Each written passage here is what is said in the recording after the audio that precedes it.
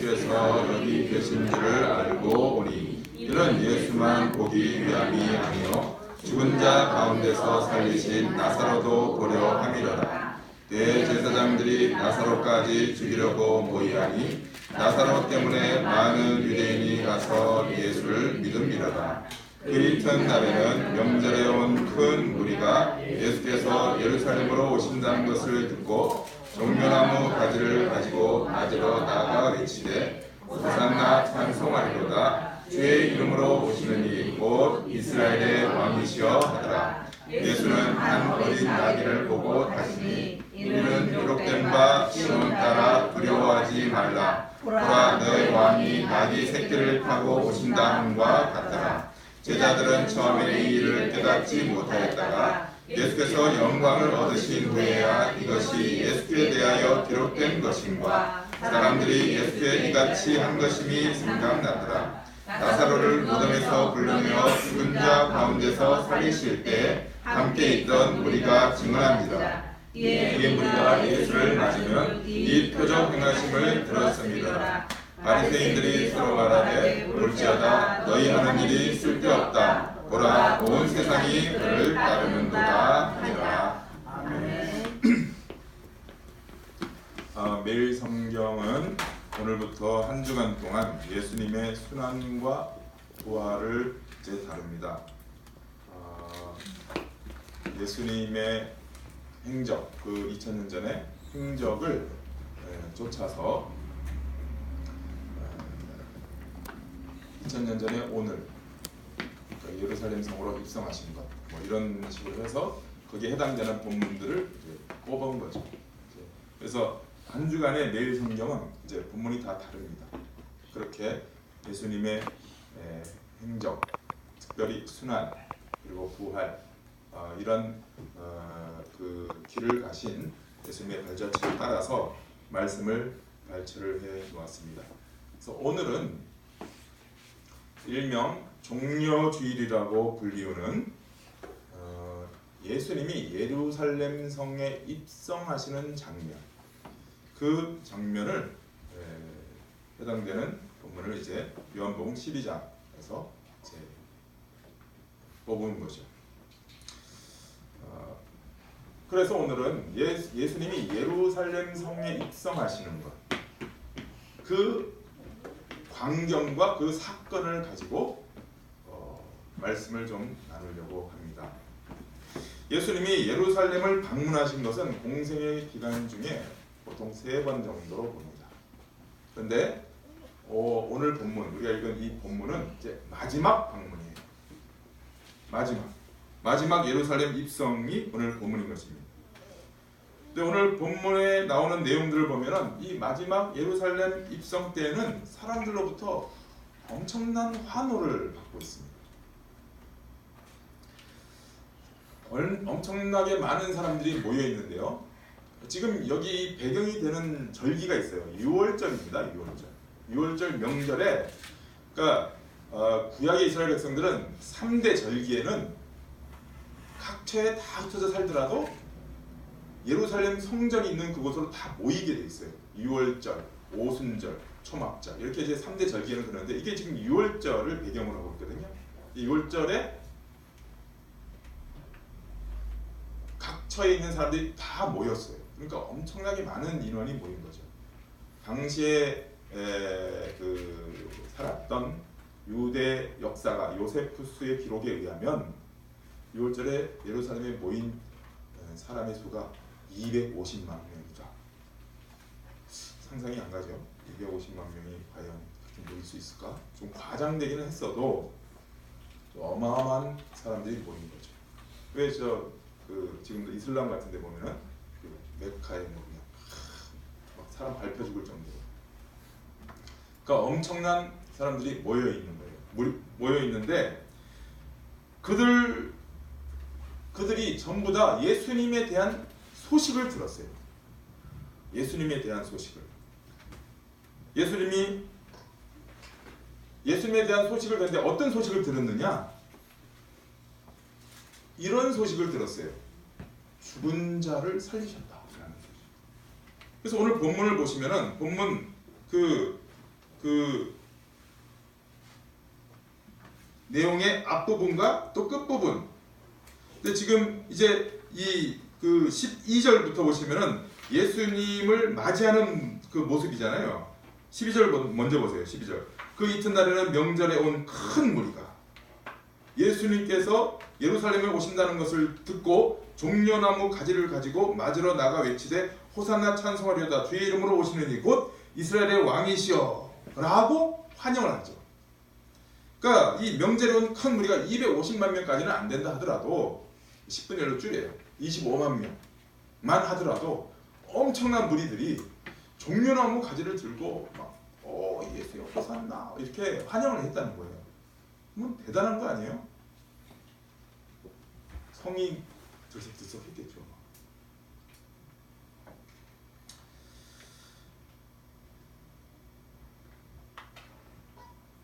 이렇게 많은 무리가 예수님을 맞이하고 있는 광경을 한번 생각을 해보세요. 어떻게? 저는 25만 명까지는 아니더라도 1000명만 와 이러면은 제가 그거 보고 까부러칠 것 같아요. 이렇게. 근데 25만 명, 뭐 또 10분에 또 줄여 25,000명이라 하더라도 소리 지르고 환영을 하면은 그게 얼마나 대단한 그 상황이겠습니까? 근데 이 사람들이 왜 이렇게 예수님을 환호하고 맞이하느냐, 영접하느냐? 그게 바로 요 12절, 13절 요 앞과 뒤에 보면은 그 이유가 나와요. 9절부터 보시면은 이렇게 되어 있습니다. 유대인의 큰 무리가 예수께서 여기 계신 줄 알고 오니 이는 예수만 보기 위함이 아니요 죽은 자 가운데서 살리신 나사로도 보려 함이라라. 여기는 지금 그 예루살렘 근방에 베단이라는 곳이에요. 얼마 안 떨어져 있어요. 그곳에 먼저 머무시다가 예루살렘에 들어오시는 거거든요. 그러니까 그 전에 어떤 일이 있었냐면 예수님이 죽은 나사로를 살리셨어요. 그 소문을 듣고 사람들이 일로 몰려온 거예요. 10절 대제사장들이 나사로까지 죽이려 하고 모의하니 나사로 때문에 많은 유대인이 가서 예수를 믿음이려라. 그러니까 이 죽은 나사로를 살리신 사건은 굉장히 큰 반향을 불러일으킨 거예요. 근데 마침 6월절이죠. 사람들이 모여있죠. 근데 그 소식을 들었죠. 그러니까 어떻게 해요? 와, 이유가 나와요. 여기 그 환영한 이유가 17절 가보세요. 17절 18절 나사로를 무덤에서 불러내어 죽은 자 가운데서 살리실 때 함께 있던 무리가 증언했어요. 그 많은 사람들에게 증언했어. 그래가지고 18절 이에 무리가 예수를 맞으면 이 표적 행하심을 들었음이로라. 그러니까 6월절에 거기 모인 수많은 사람들이 예수님이 죽은 나사로를 살리셨다는 소식을 듣고는 이야 이분이다 이렇게 된 거예요. 이런 일을 행한 존재가 없잖아요. 전대미문의 기적의 일을 일으키시는 그런 능력 있는 분, 죽은 자도 살리시는 능력 있는 분, 이런 분이라면은 자신들이 여태까지 소망하고 바라던 일들을 해결해 주실 수 있겠다라는 거였어요. 그래서 환영한 거예요. 특별히 이들은 지금 정치적으로 어떻게 돼 있어요? 누구의 지배를 받고 있습니까? 로마의 지배를 받고 있어요. 총독이 와 있잖아요. 총독이 다스리고. 그래서 로마의 압제에 눌려 있고 로마의 통치에 짓눌려 있는 자신들, 그 자신들을 구원할 능력이 있는 분으로 여긴 거예요. 그리고 사회 경제적으로도 정말 살기 힘든 거거든요. 먹고 살기 너무 힘들어.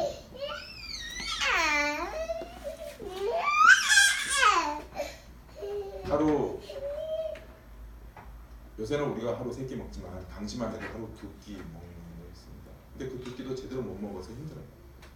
너무너무 힘들어. 가난하고 정말 어려워.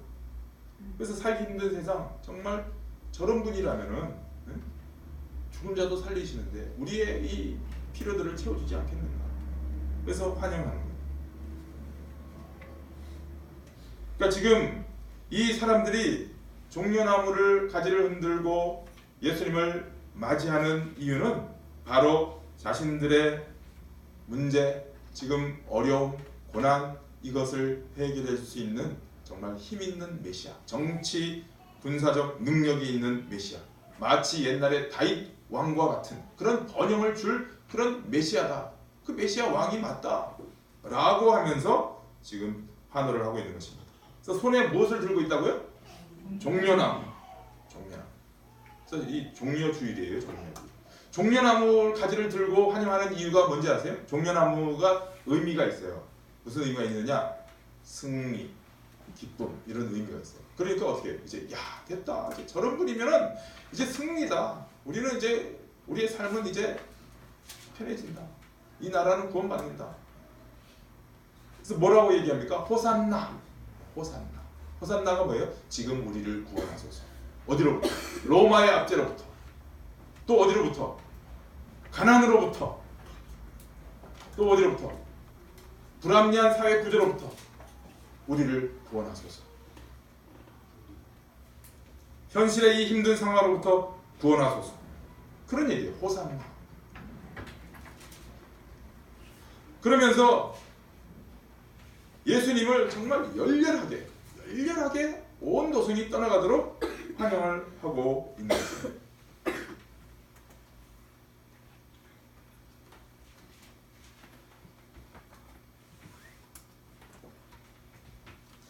그런데 예수님은 어떤 모습으로 입성하고 계십니까? 14절을 함께 같이 읽어봅니다. 14절 딱 한 절이에요. 14절 시작. 예수는 한 어린 아기를 보고 가시니. 이게 예수님이 행하신 거예요. 예수님은 어떤 모습으로 입성하시냐면은 예수는 한 어린 아기를 보고 가시니. 그렇게 들어오십니다.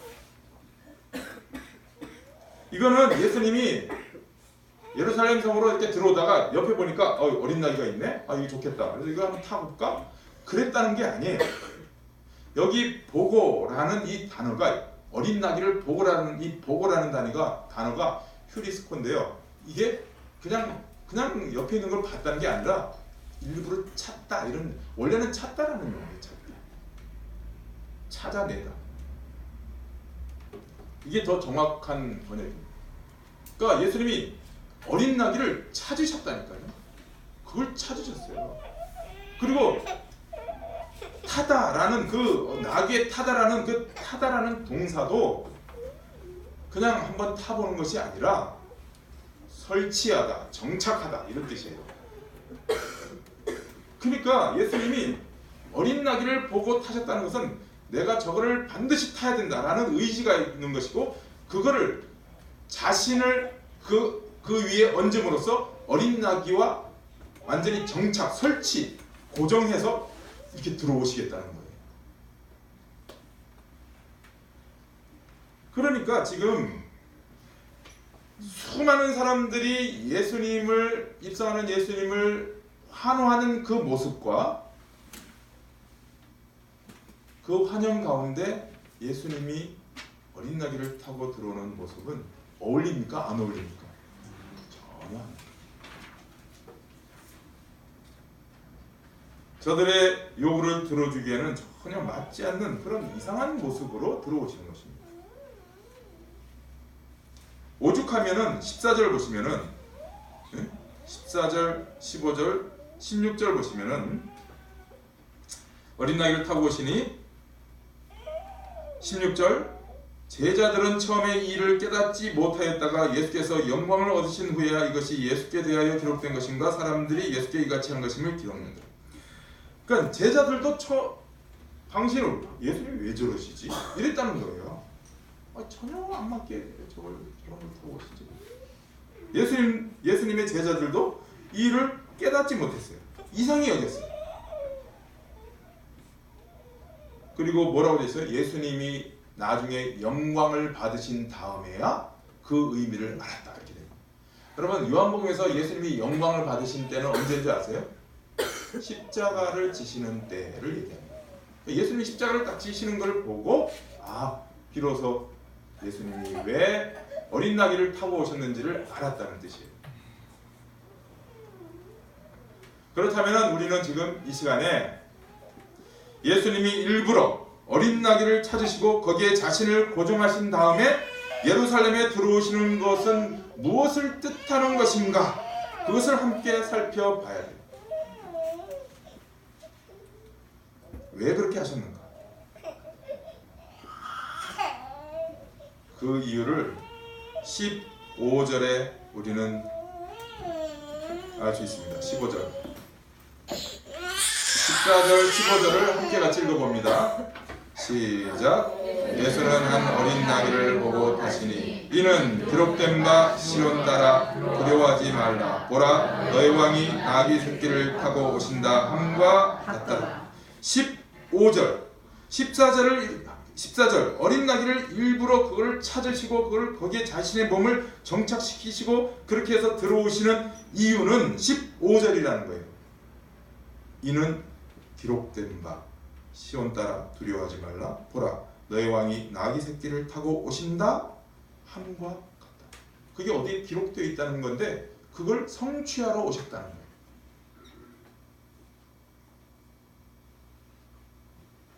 그렇죠?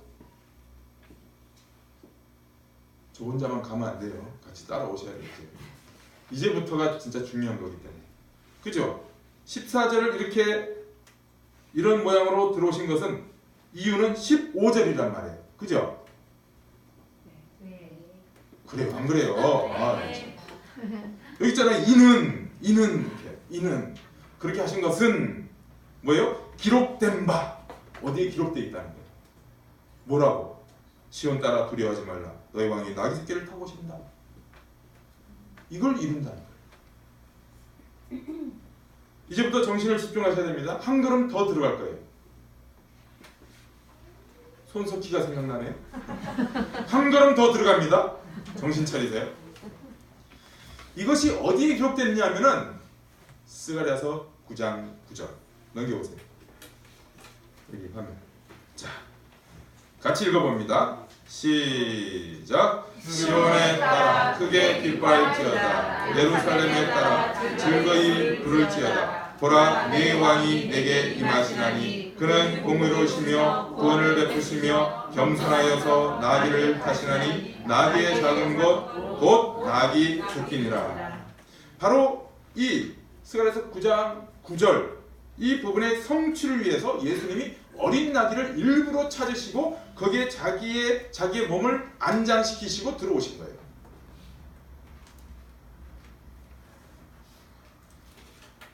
이게 왜 그런가 하는 것을 설명해 주고 있어요. 이 스가랴서 9장 9절이.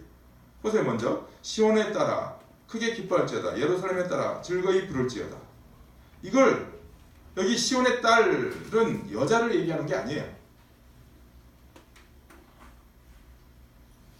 이스라엘, 시공간을 초월한 이스라엘, 즉 하나님의 언약 백성 전체를 이렇게 표현하는 거예요. 시온의 딸, 예루살렘의 딸 이렇게. 하나님의 언약 백성들 기뻐하라는 거예요. 즐거워하라는 거예요.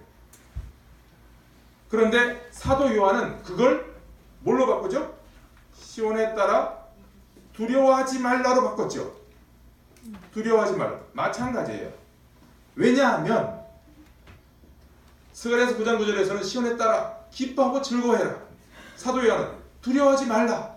왜? 너희 왕이 임하실 것이기 때문에. 그런데 어떤 모습으로 임하실 것이기 때문에? 공의로우시며 구원을 베푸시며 겸손하여서 나귀를 타는 모습으로 오실 것이기 때문에 예요. 이게 무슨 말인지 살펴봐야 돼요. 먼저 왕이 임하세요. 네? 왕이 임하시는데 그가 어떤 분이시냐면은 첫 번째 뭐예요? 공의를 행하세요. 공의로우세요. 여러분 공의가 뭐죠? 잘한 자에겐 상을 주죠. 잘못한 자에게는 벌을 주는 거예요. 이걸 조금 더 고급한 말로 의인에게는 상을 주시고 죄인에게는 벌을 주세요. 이게 공의죠. 당연한 거죠. 공의. 그런데 공의만 행하시면, 공의만 행하시면 시온의 딸 가운데 기뻐하고 즐거워할 사람이 얼마나 될까요? 많이 없죠. 대부분이 아닐걸요.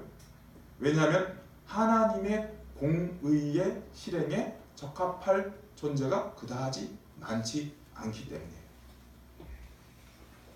그래서 공의로우시며 그 다음에 뭐가 나와요? 구원을 베푸신다. 이 얘기가 붙어 있는 거예요. 이 구원을 베푸시는 이유가 뭐냐면 공의롭게만 행하시면 기뻐하고 즐거워할 존재가 별로 없기 때문에 두려움밖에 없어요. 두려움밖에 없다니까요. 하나님의 공의 두려워. 그 앞에 서면. 그래서 사도 요한이 두려워하지 말라 그러는 거예요. 왜? 구원을 베푸시기 때문에. 근데 구원을 어떻게 베푸시느냐? 바로 그 다음이에요. 뭐예요? 겸손하여 나귀를 타시나니 나귀의 작은 것 곧 나귀 새끼니라. 구원을 베푸시는데 어떤 모습으로 구원을 베푸시냐면 나귀 새끼를 타고 오는 모습으로 구원을 베푸신다는 거예요. 여러분 여기 겸손하여 이렇게 되어 있는데 여기 뭐 자신이 겸손해서 나귀를 탄 게 아니라 여기 말대로 이 겸손하다는 말이 사실은 좀 더 정확하게 번역하면 자신을 아주 낮추어서 비천하게 하여 가난하게 하여 이런 뜻이에요.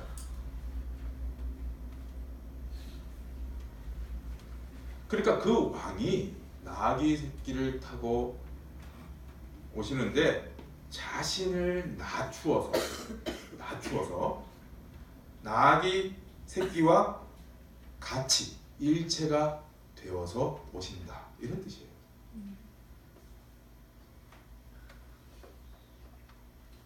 아시겠죠? 네. 여기까지 아셔야 됩니다. 자, 그 왕이 왜 자기를 낮추어서 나귀 새끼를 타시고 나귀 새끼와 일체가 되는 그 모양새를 취하실까? 이것만 알면 되는 거예요. 이제. 그렇죠?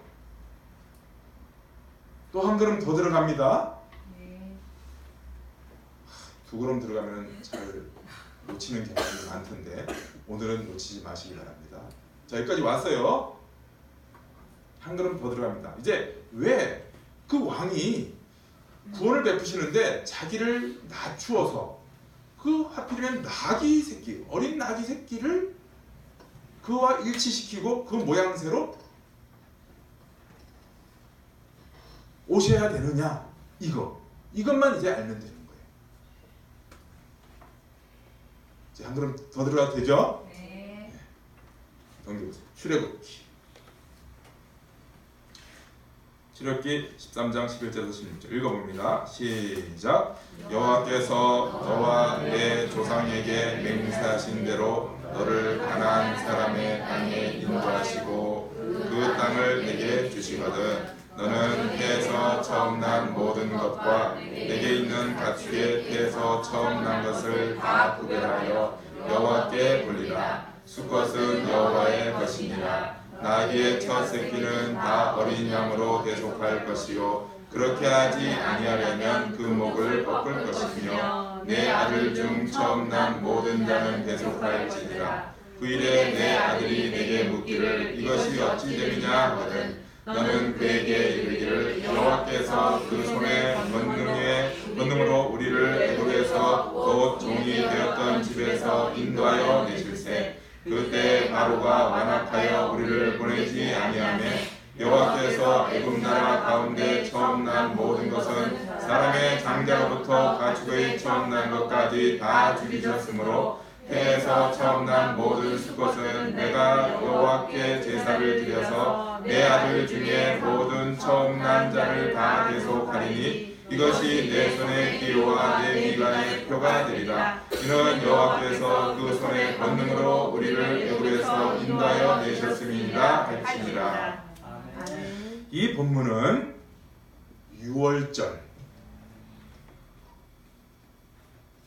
6월절이 시행되어진 그게 12장이에요. 여기가 13장. 바로 연결되어져 있어요. 6월절 규례에 관한 거예요. 그러니까 하나님께서 애굽을 심판하실 때 이스라엘 백성들이 애굽에 있었잖아요. 그거 아세요? 그거 아시죠? 네, 이스라엘 백성들이 애굽에 있었습니다. 애굽이라는 건 세상을 상징하는 거예요. 세상에 속해 있었다는 뜻이에요. 애굽에 있었어요. 근데 하나님께서는 그 애굽, 하나님을 떠나 하나님과 원수 자리에 있고 하나님을 거부하는 이 세상, 애굽을 하나님이 심판하세요. 당연하죠. 하나님은 모든 세상의 주권자니까 하나님의 뜻에 거역하는 자들에 대해서는 심판하실 권리가 있고 하나님의 마음이에요. 그거는. 세상은 그러니까 애굽은 하나님을 거부하고 있어요. 하나님을 외면하고 있어요. 하나님 없이 스스로 존재하겠다는 게 애굽이에요. 이스라엘 백성들도 거기에 있었어요. 근데 하나님이 애굽에 있는 모든 존재들을 가운데 당신의 택한 백성인 이스라엘을 구원하시는 게 이제 출애굽이에요. 애굽에서 건져내심이에요. 그런데 하나님이 어떻게 하셨냐면은 마지막 10가지 재앙 중에 마지막 재앙이 뭐냐면은 애굽의 모든 장자, 초태생, 처음 난 것들을 다 죽이신 거예요. 제가 말씀드렸죠? 하나님이 대표성으로 일하신다고. 처음 난 것을 다 죽인다는 것은 무슨 뜻이라고요? 애굽에 속한 모든 것을 다 죽이는 거예요. 아까 여러분 가정에 지금은 뭐 애가 한둘이라서 그런 게 없지만은 뭐 5, 6 날 때는 그 자식들 가운데 대표가 누구예요? 장남이죠. 장남이 대표로 뭐 절하고 뭐 막 그러잖아요. 대사 때 대표. 그러니까 애굽에 속한 모든 초태생, 장자, 초태생들은 가축에서부터 시작해서 사람에 이르기까지 하여튼 처음 난 것들은 다 죽이는 거예요. 그럼 무슨 뜻이라고요? 애굽에 속한 것은 다 심판이다 이런 뜻이에요. 그런데 하나님께서 이스라엘 백성들의 집에만, 가정에만 누구를 죽이라는 거예요? 어린 양을 잡아라. 그렇게 된 거예요. 어린 양. 장자 대신 어린 양을 잡는 거예요. 죽이는 거예요. 어린 양이 죽어요. 그 어린 양이 죽어서 피를 흘리고 그걸 문에 바르니까 심판의 천사가 쫙 가다가 저 집은 심판을 받았구나. 그리고 넘어가는 거예요. 저 집은 이미 심판 받았네. 그리고 딱 넘어가니까 이스라엘이 아닌 다른 애굽의 집에서는 그런 게 없죠. 그러니까 그들은 다 누가 심판을 받아요? 장자가 죽는 거예요. 심판받아요. 그러니까 모든 사실은 이스라엘도 애굽에 속했기 때문에 이스라엘 때 죽어야 돼. 당연히. 그런데 이스라엘의 장자 대신 어린 양이 죽는 거예요. 지금 그 얘기예요. 그 얘기. 그래서 심판이 임하는데 문에 어린 양의 피가 발라진 집은 넘어간다. 그래서 6월, 넘을 월이에요. 그래서 6월절. 이 6월절 절기를 이제 그래서 이렇게 심판을 하시고 하나님이 이스라엘 백성들에게 이제 이렇게 해라라고 규례를 주시는 거예요. 6월절 규례를. 11절 보세요. 여호와께서 너와 너의 조상에게 맹세하신 대로 너를 가나안 사람의 땅에 인도하여 그 땅을 내게 주시거든. 이제 내가 너희를 애굽에서 꺼내서 젖과 꿀이 흐르는 가나안 땅에 들어가게 하거든. 이제 가나안 땅에 들어가거든. 이렇게 6월절 규례를 지켜라. 그리고 이제 말씀하시는 거예요. 12절 보세요.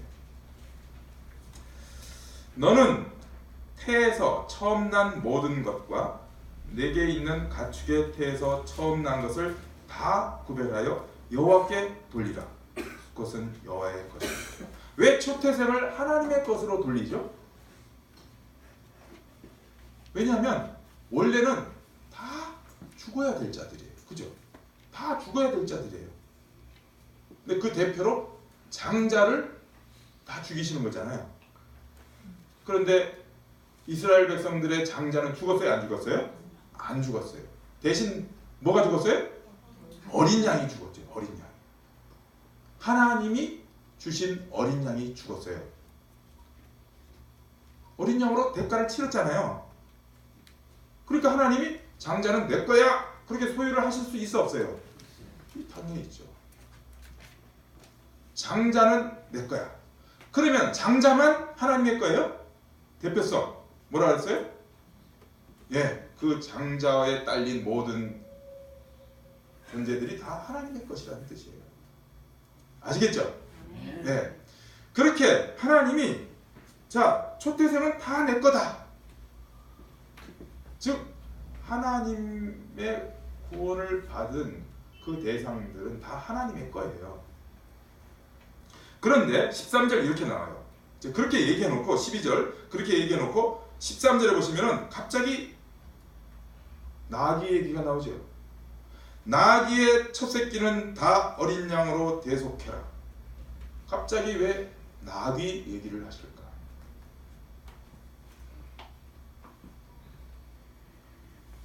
즉 나귀는 애굽에서 죽어야만 될 존재의 통칭이에요. 통칭. 나귀는 애굽에 속한 존재의 통칭적인 모습. 그걸 나귀로 대표하시는 것도. 그리고 나귀의 색깔이 뭔지 아세요? 불그스름하죠. 나귀가 불그스름합니다. 그게 죄의 색깔이기도 해요. 붓다. 아담이 붓다라는 뜻이에요. 죄를 지은 아담. 그와 같은 거예요.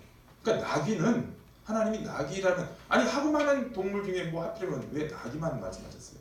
그러니까 나귀를 딱 쓰셔서 애굽에 속하여 있는 모든 존재, 죽어야 될 그 장자들을 상징해서 하나 딱 이렇게 끄집어내시고. 그래서 뭐라 그래요? 나귀의 첫 새끼는 그대로 있으면 돼요, 안 돼요? 안 돼요. 어린 양으로 대속하라고 그러잖아요. 어린 양으로.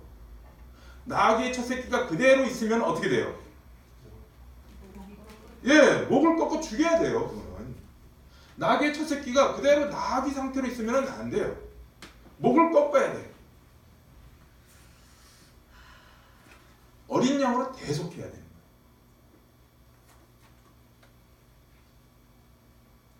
그러니까 어린 나귀는 아직도 스스로 자신이 왕이 되고 자신의 삶을 자신이 주관할 수 있다라는 하나님을 떠난 애굽의 상징이요 세상의 상징인 것입니다. 그래서 보세요. 12절 가축의 태에서 또 모든 존재의 태에서 처음 난 것들을 다 얘기하고 난 다음에 갑자기 13절에 나귀의 첫 새끼 딱 그렇게 얘기하는 거예요. 그걸 어린 양으로 대속해야 돼요. 대속 안 하면 안 돼요. 목을 꺾어야 돼요.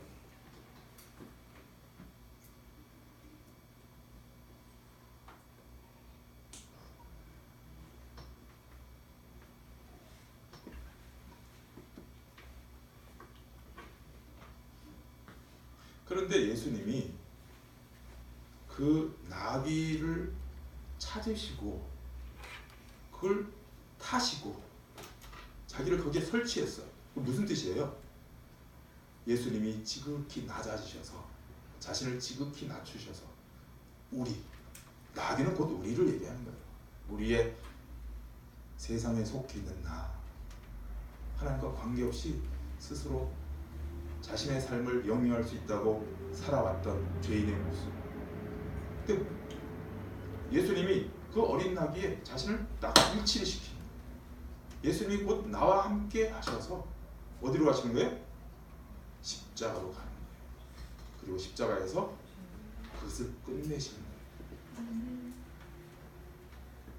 그게 어린 양으로 대속하는 거예요. 지금 나귀의 첫 새끼는 어린 양으로 대속하죠. 예수님은 곧 나귀 새끼가 되실 뿐만 아니라 실제로 자신이 어린 양이 되셔서 나귀 새끼인 우리를 끝장내시고 새로운 존재로 빚어내시는 거예요. 그러기 위해서 입성하신 거예요. 그래서 제자들이 처음에는 그게 무슨 얘기인지 몰랐다니까요.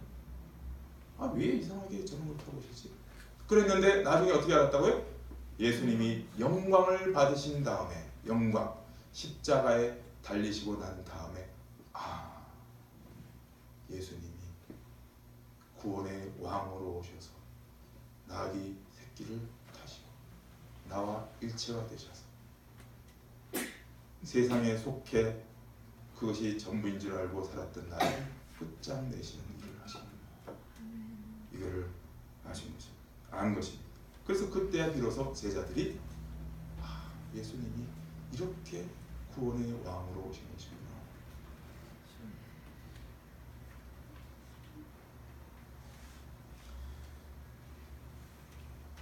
여러분, 그 장면을 다시 한번 떠올려 보십시오. 모든 사람들이 어떤 메시아를 원해요? 자신의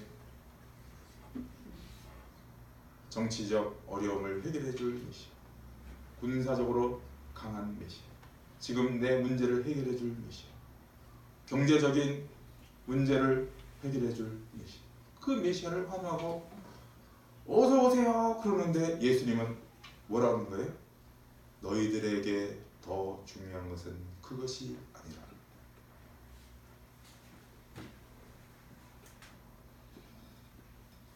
너희의 옛 사람이 죽고 거듭나야 되는 새 생명, 그 영원한 생명을 갖는 것이 가장 긴급한 일이고 우선적이다 라고 하는 것을 어린 나귀를 찾아 타시고 앉아서 들어오시는 그 모습으로 증거증진.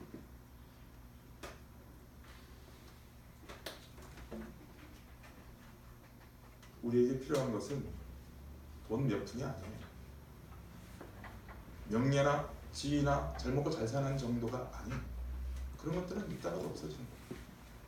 우리에게 필요한 건 뭐예요? 하나님과 화목하는 것, 하나님의 영원한 백성이 되는 것, 영원한 하나님의 생명에 참여하는 것, 그 영광을 우리의 것으로 삼는 것. 예수님은 너희들에게 필요한 것은 이게 먼저야. 내가 너희들 필요한 것을 왜 못 주겠냐?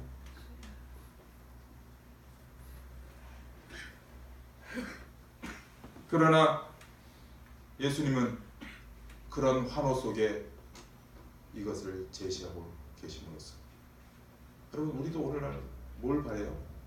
하나님, 예수님이 이렇게 해주시면 저렇게 해주시면 이렇게 바라잖아요. 그런데 예수님은 뭐라고 말씀하시는 거예요? 구원이 먼저지, 네 영혼이 살아나는 게 먼저지, 이렇게 말씀하시는 거예요.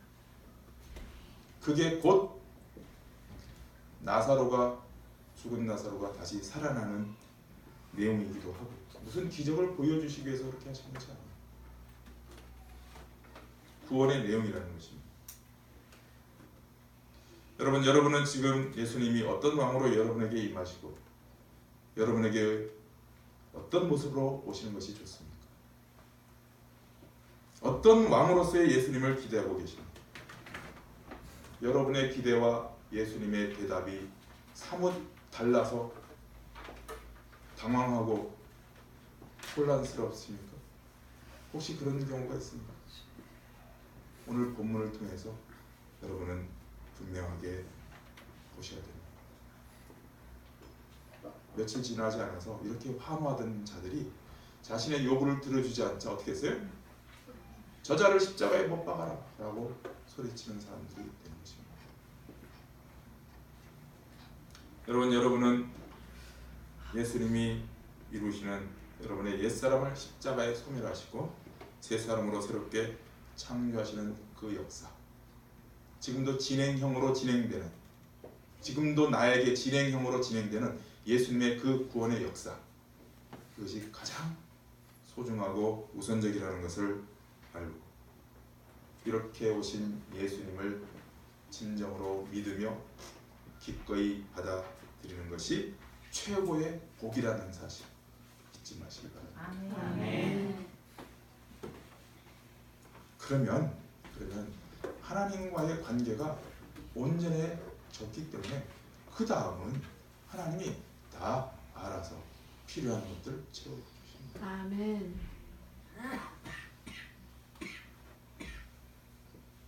아기 새끼를 타고 오신 예수님을 깊이 묵상하시는 오늘과 한 주간의 삶이 되시기를 부탁드립니다. 아멘. 기도하겠습니다.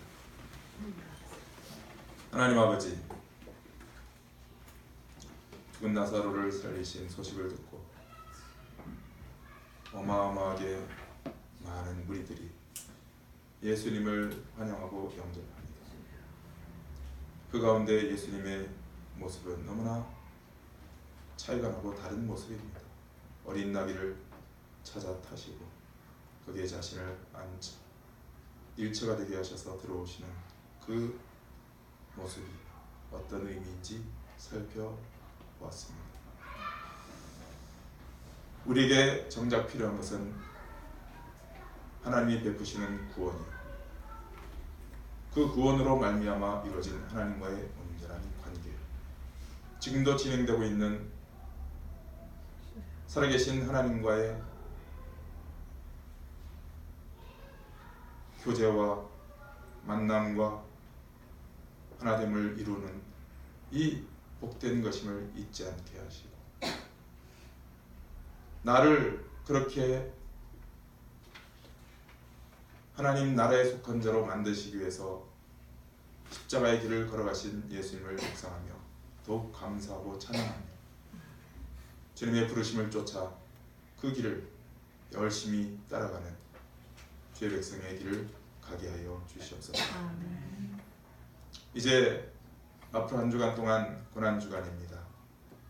주님이 받으신 고난, 주님이 우리를 위해서 행하신 그 놀라운 일들, 그리고 부활, 이 모든 것들을 정말 깊이 묵상하는 한 주간이 되게 하시고, 이를 통하여서 하나님의 은혜와 하나님의 위대한 역사가 우리에게 차고 넘치는 복된 한 주간 될 수 있도록 주장하여 주시옵소서. 감사와 찬양을 드렸고 예수 그리스도 이름으로 기도드리옵나이다. 아멘. 이제 함께 일어나셔서